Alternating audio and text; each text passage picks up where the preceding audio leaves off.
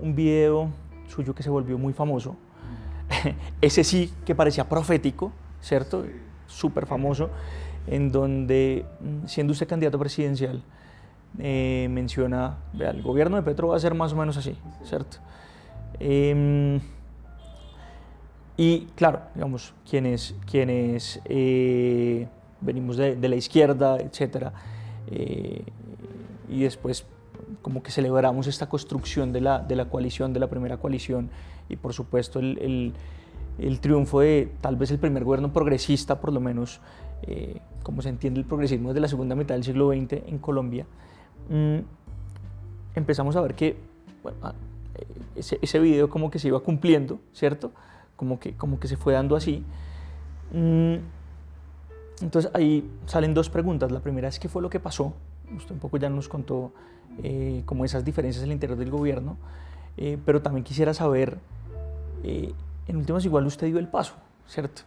Dio el paso al momento de diálogo, a comprender que tal vez ese era el momento que necesitaba el país, no solo democráticamente, sino políticamente. Es decir, hay una cantidad de encrucijadas allí que se presentan, y yo quisiera desde su perspectiva entender esas encrucijadas para saber también desde su perspectiva cómo se puede desatar un poco ese nudo y las alternativas políticas que puede tener Colombia dentro de ese dilema múltiple político.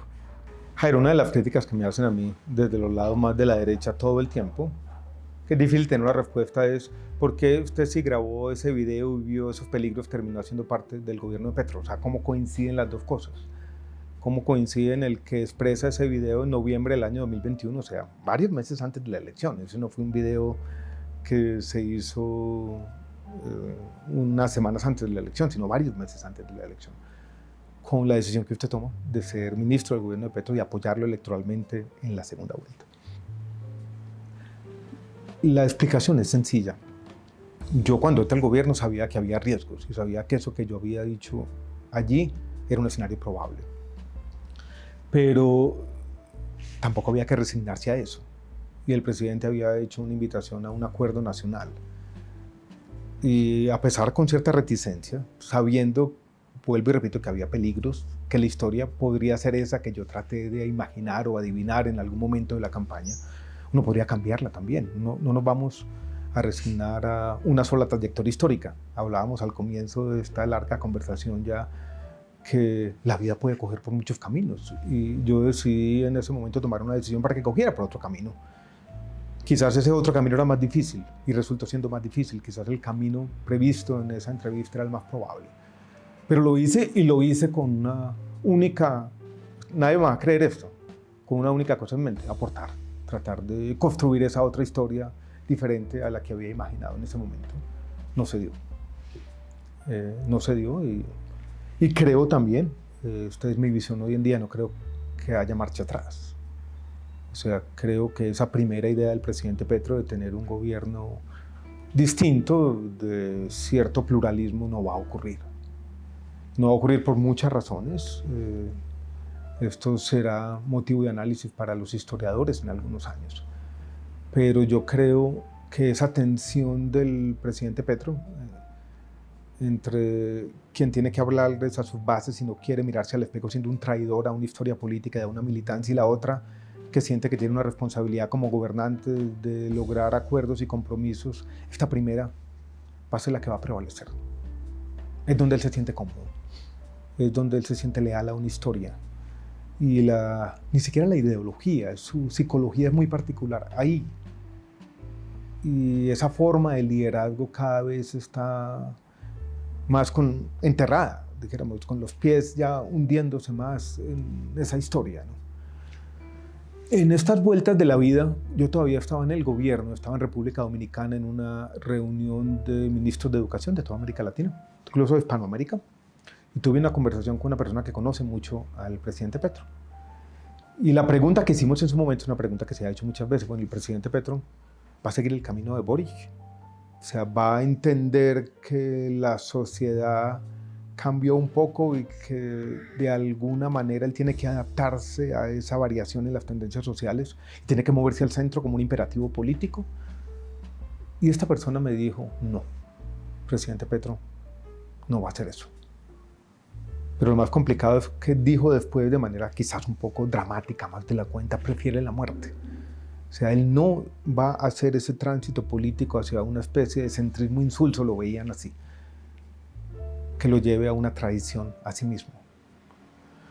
Y eso es interesante, alguien podría decir, es una forma de coherencia, pero yo creo que el cambio social está asociado con otra cosa, con la capacidad de lograr consensos y quizás traicionarse un poco a sí mismo también, sobre todo cuando uno es presidente de un país y tiene que tratar de buscar acuerdos. Su reacción, esto es un tema más coyuntural, a las marchas que se dieron en Colombia en el mes de abril, fue muy clara. Él está afianzado en una retórica que uno no puede llamar de otra manera que populista, ¿no? El pueblo de un lado, que él concibe como homogéneo y él se presenta a sí mismo como su único vocero, y las élites corruptas de otro lado. Y quienes fueron a la marcha o son parte de esas élites corruptas o son personas que están engañadas. Yo tuve una conversación con alguien del Pacto Histórico y me dijo, no, estos están marchando con sus verdugos, o sea, no cabe la agencia, no cabe imaginarse que hay un descontento genuino, no cabe decir yo voy a abrir las ventanas de este palacio y voy a escuchar a la gente, el palacio del que él denigra, pero en el que parece estar más encerrado. El palacio de Petro, que es el castillo de Kafka, ¿no? Si lo puedo decir de manera bastante dramática. ¿Qué consecuencias podría tener ese rumbo para el país y para la política, incluso para la política de izquierda? No reformas, o más difícil de buscar reformas. Creer que gobernar simplemente es una competencia de relatos distintos y afianzarse a un relato de que él no tiene el poder, de que el poder lo tienen otros, y de que por lo tanto su fracaso es simplemente otro reflejo del egoísmo de las élites. Una narrativa fácil, pero en el fondo inane, que no conduce a nada. Pero yo tengo otra preocupación y es, visto el populismo como una enfermedad de las democracias liberales, lo que hemos observado en otros países, y hay dos casos casi paradigmáticos de gobiernos populistas, en este caso populismo de derecha, donde las transiciones democráticas han sido bastante tumultuosas. Es el caso de los Estados Unidos con el ataque al Congreso, el caso de Brasil con Bolsonaro.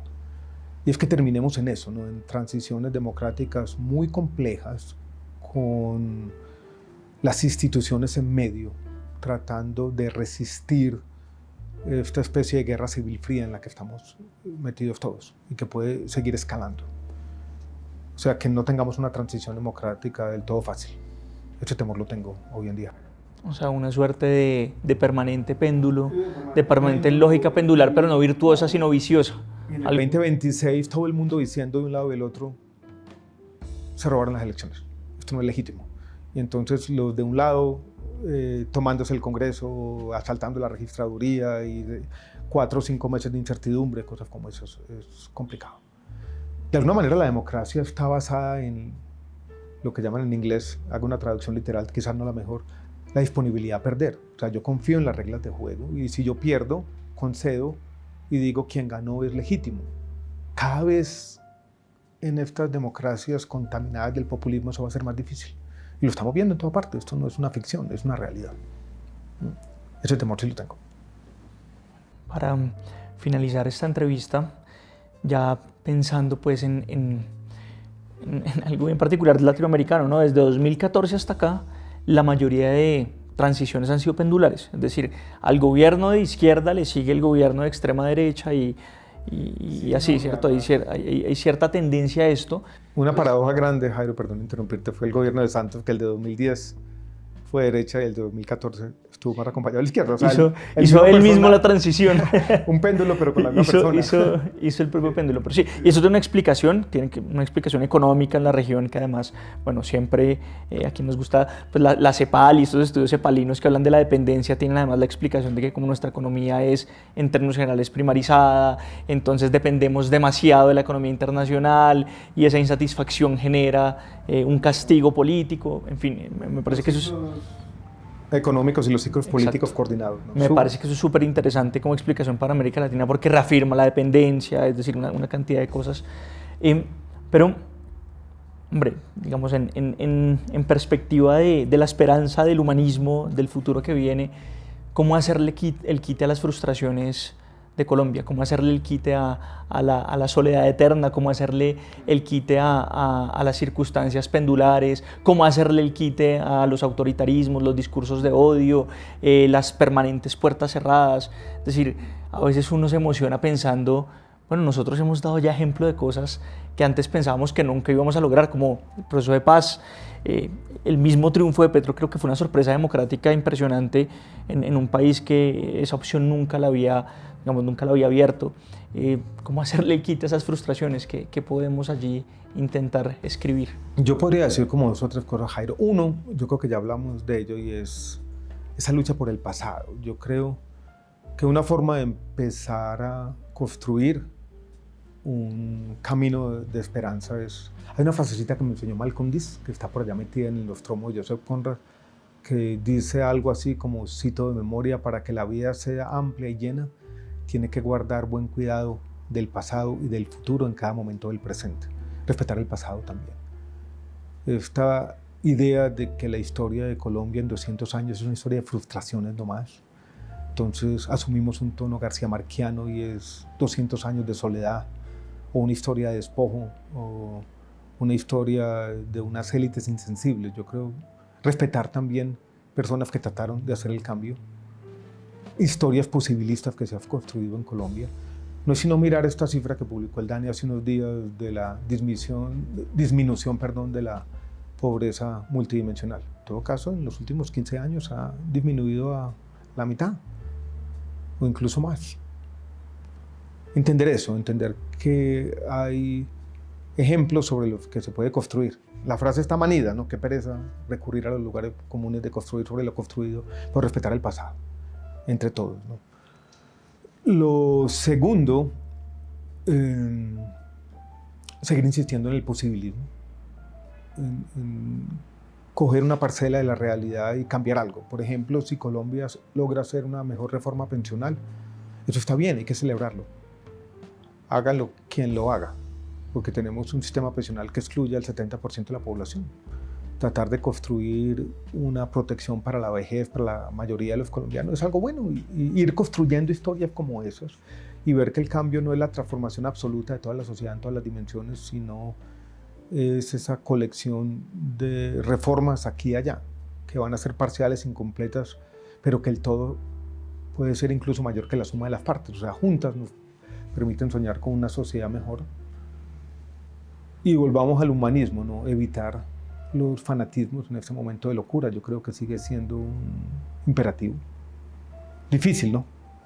Porque así como el humanismo perdió en el siglo XVI en Europa, el centro parece estar perdiendo esa idea de que no es que las ideologías no existan. A veces el centro le dicen que el centro está desprovisto de ideología. No, el centro no está desprovisto de ideología. También hay una visión del cambio social, toda la tenemos. Pero hay cierta provisionalidad en nuestras opiniones, hay cierta idea de cambiar de opinión, hay cierta propensión a juntarse con los otros. Yo creo que eso es importante para el cambio social. Que eso vaya a ser lo que triunfe, no sé, ojalá. Ojalá, todavía esto está muy incierto. Tengo una frasecita y es: lo que vaya a pasar en el 2026 es tan incierto porque va a ser definido por algún evento en estos 2 años. Tumultuoso, porque vamos a tener 2 años duros, que ni siquiera nos imaginamos cuál puede ser. O sea, todo está por construir en este futuro inmediato político. Ayúdanos a seguir con nuestra labor periodística a través de nuestro NECI DaviPlata 310-779-3518. Si te gusta nuestro contenido y no quieres perderte nada de la agenda alternativa, suscríbete a nuestro canal y activa la campana de notificaciones. Recuerda darle like a este video y por supuesto compartirlo con tus familiares, amigos y conocidos. Así juntos visibilizamos la Colombia profunda. Recuerda, somos el tercer canal, la voz de los que no tienen voz.